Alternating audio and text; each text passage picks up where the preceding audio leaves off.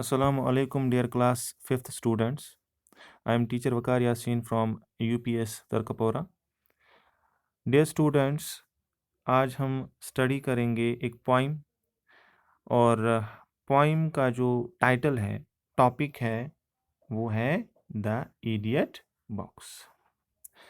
प्यारे बच्चों, ये पोइम हमने क्लास में भी पढ़ी है और अब हम इसे ऑफलाइन इलेक्ट्रॉनिक मीडियम में भी पढ़ेंगे। प्यारे बच्चों, एक तरह का रिवीजन हो जाएगा आपका और इसकी हम समरी करेंगे, समझेंगे इस पोइम को। तो चलिए स्टार्ट करते हैं हमारा ये आज का टॉपिक। प्यारे बच्चों, ये पोइम इडियट बॉक्स लिखी है अरविंद गिग्गू ने। This poem is written by Arvind Gigoo. ठीक, प्यारे बच्चों, कोई भी पोइम या कोई भी पोइट्री जो है वो जब लिखी जाती है तो इसका कोई ना कोई टॉपिक होता है। ये जो पोइम है प्यारे बच्चों, द इडियट बॉक्स, ये भी एक टॉपिक पे लिखी गई है। और ये किस टॉपिक पे लिखी गई है और ये इडियट बॉक्स है क्या? ये इडियट बॉक्स है प्यारे बच्चों टेलीविजन, जिसे हम शॉर्ट में टीवी कहते हैं। प्यारे बच्चों, ये पोइम जो है ये एड्रेस करती है इस चीज़ को कि आजकल की जो प्रेजेंट जनरेशन है, नस्ल है बच्चों की, वो हमेशा टेलीविज़न के साथ चिपके रहते हैं, ग्लूड रहते हैं, यानी कि वो हमेशा चिपके रहते हैं टेलीविज़न के साथ, हमेशा टीवी देखते हैं और टेलीविज़न पे अक्सर कार्टून्स आते हैं, स्टोरीज़ आती हैं कार्टून एनिमेशन में, तो वही सब देखने में वो लग जाते हैं। प्यारे बच्चों, अब हम स्टडी करेंगे इस पोइम की समरी। तो चलिए समरी पे चलते हैं। प्यारे बच्चों, इस पोइम में, in this poem, the poet speaks about those young children who are addicted to television. इस पोइम में पोइट जो हैं, पोइट कौन है? अरविंद गिग्गू। ये बात करते हैं कुछ यंग चिल्ड्रन की। यंग चिल्ड्रन मतलब आप लोग, आप बच्चे जो एडिक्टेड होते हैं। कुछ बच्चे एडिक्टेड होते हैं आप में से, किसकी तरफ? टेलीविजन की तरफ। हमेशा वो टेलीविजन को देखने की ये जो है इसमें लगन में लगे रहते हैं। उनको टेलीविजन देखना पसंद बहुत ज़्यादा आता है और वो हमेशा टेलीविजन को देखते रहते हैं, जो कि एक अच्छी आदत प्यारे बच्चों नहीं है। प्यारे बच्चों, अक्सर बच्चे जो हैं वो टेलीविजन पे क्या देखते हैं? They watch cartoon on television instead of playing football. इसके बरक्स कि वो बाहर जाते, प्लेग्राउंड में जाते, फुटबॉल खेलते, क्रिकेट खेलते, या फिर टेनिस खेलते, बैडमिंटन खेलते, या फिर रेसिंग करते, है ना? बहुत सारी गेम्स हैं जो आप लोग खेलते होंगे प्यारे बच्चों अपने आसपास गाँवों में, है ना? शहरों में तो खासकर गाँवों में बड़े-बड़े प्लेग्राउंड होते हैं, शहरों में तो उतनी जगह होती नहीं है। तो जो बच्चे जाने चाहिए थे कहाँ? फुटबॉल खेलने, क्रिकेट खेलने, बाकी चीज़ें खेलने के लिए जाते बाहर, वो कहाँ की तरफ लगे हैं? वो सिर्फ़ टेलीविज़न की तरफ जो है लगे हैं और टेलीविज़न को ही देखने में उनको मज़ा आता है और हमेशा वो कार्टून को देखते रहते हैं। ये एक बुरी लत लगी है, बुरी एक आदत लगी है, हैबिट लगी है आजकल के प्रेज़ेंट जनरेशन के बच्चों में, जो कि हमें छोड़नी चाहिए, ठीक है ना? तो ये बच्चे क्या करते हैं टेलीविज़न देखने के लिए? ये they shut themselves in separate room instead of enjoying fresh air। यानी ताज़ा हवा खाते ये बाहर, है ना?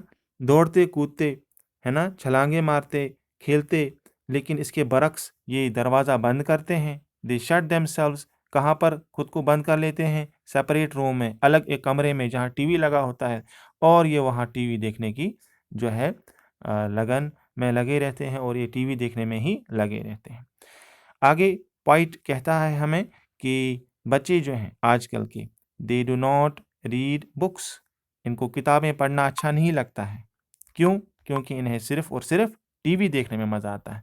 They do not read books और कॉमिक्स, इन्हें जो कॉमिक बुक्स होती हैं यानी स्टोरी बुक्स होती हैं, ऐसी कॉमिक बुक्स जहां पर पिक्चर्स बनी होती हैं, उस बुक पर काफ़ी ज़्यादा फोटोज़ बने होते हैं कार्टून टाइप, और उनके ज़रिए से स्टोरी जब समझाई जाए, उस बुक को कॉमिक कहते हैं प्यारे बच्चों। तो ये कॉमिक्स नहीं पढ़ते हैं, बुक्स नहीं पढ़ते हैं, बल्कि बजाय इसके ये सिर्फ टेलीविज़न को देखने में लगे रहते हैं।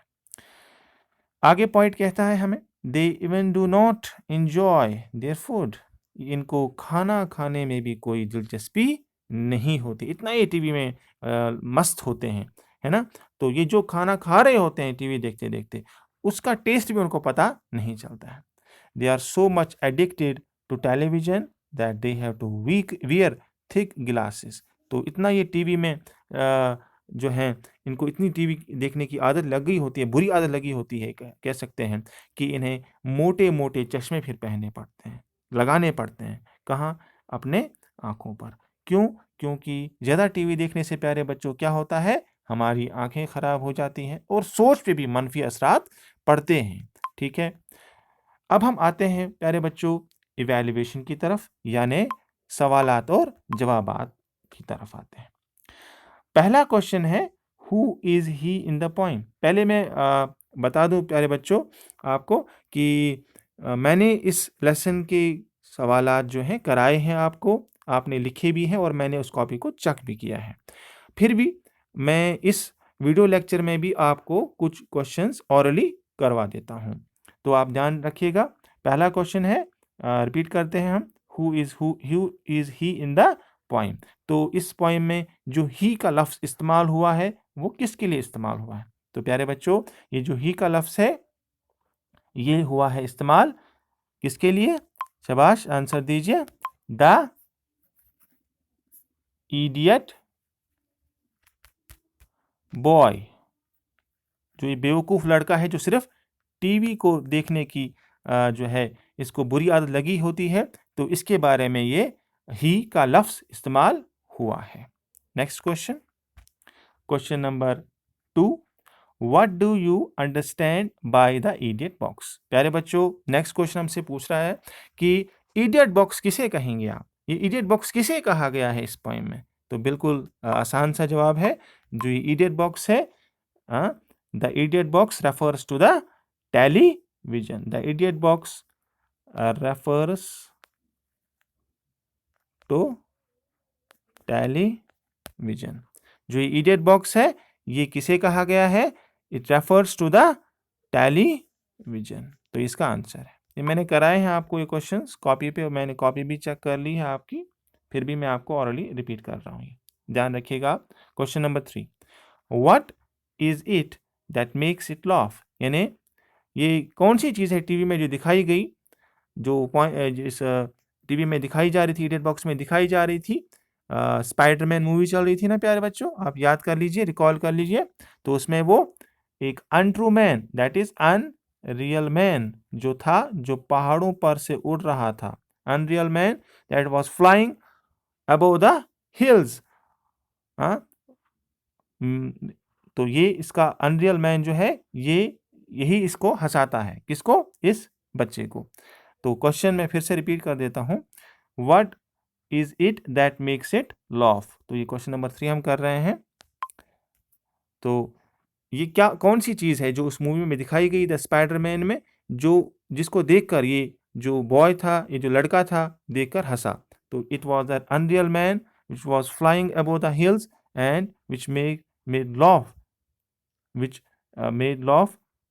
ठीक है, तो the idiot boy was laughing because he saw the unreal man, untrue man, flying above the hills. ठीक है, next question, question number 4। Question number 4 है, use the clues to find the missing letters.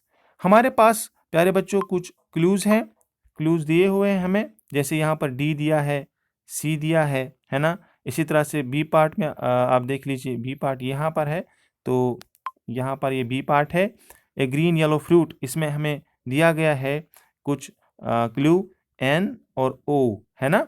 तो ये clues हैं, इनको देखकर आपको ये क्वेश्चन को समझना है, उसके बाद उन्हें आंसर करना है। तो चलिए पहला क्वेश्चन करते हैं, ए पार्ट कर लेते हैं। ये भी मैंने कराया है आपको बुक पे। एन ऑफिसर ऑफ लॉ, तो इसमें हमारे पास ऑप्शन है, क्लू है डी, है ना, डी है, बाकी नहीं कुछ दिया है, बाकी कुछ भी इसमें नहीं लिखा गया है। एन ऑफिसर ऑफ लॉ, तो इसका आंसर जो है वो क्या होगा? शाबाश, आप गेस कर लीजिए। यहाँ पर ये सी नहीं है, यहाँ पर जो आप देख रहे हैं ना, यहाँ पर प्यारे बच्चों ये सी नहीं है, ये ई होना चाहिए यहाँ पर। तो ये देख लीजिए आप, तो यहाँ पर आएगा आंसर जे यू डी लिखा है, जी आना चाहिए और उसके बाद ई। ठीक है। एन ऑफिसर ऑफ लॉ यानी जो एक ऑफिसर हो कानून के ऑफिस में, लॉ के ऑफिस में एक बहुत बड़ा ऑफिसर, तो इसे हम जज कहेंगे। तो जे यू डी जी ई। नेक्स्ट क्वेश्चन है क्वेश्चन नंबर 4 का बी पार्ट। ए ग्रीन येलो फ्रूट, इसमें एन लिखा है, ओ लिखा है, तो बाकी हम लिख लेते हैं एम ए एन लिखा है, जी लिखते हैं यहाँ MANGO। तो ये ग्रीन येलो फ्रूट जो होता है हरे और पीले रंग का, है ना, तो इसको हम आम कहते हैं, मैंगो कहते हैं। नेक्स्ट क्वेश्चन पे चलते हैं, part C. A cow like animal, फिर लिखा है डैश डैश एंड के लिखा है ना। तो इसमें क्या आंसर आएगा? शाबाश, आप ट्राई कीजिए। ए काउ लाइक एनिमल, एक ऐसा जानवर जो गाय की तरह होता है। शाबाश। याक, जो हमारे लद्दाख में है ना, याक, तो YAK। याक एक ऐसा जानवर है प्यारे बच्चों जो गाय की तरह दिखता है। ठीक है। अब हम पार्ट डी की तरफ चलते हैं। Part D, not easy to do, यानी ऐसा कोई काम जो बहुत मुश्किल हो, जो करना बहुत मुश्किल हो, तो इसको हम लिखेंगे F लिखा है। मैं पहले इसको रब कर लेता हूँ, पिछले जो वर्ड्स हैं। हाँ, डी पार्ट पे हैं हम और क्वेश्चन नंबर 4 कर रहे हैं, नॉट इजी टू डू, तो इसका आंसर आएगा डिफिकल्ट, DIF, दूसरा F लिखा है ना यहाँ पर। ठीक है, ये हम नहीं लिखेंगे, DIFF, ICUUL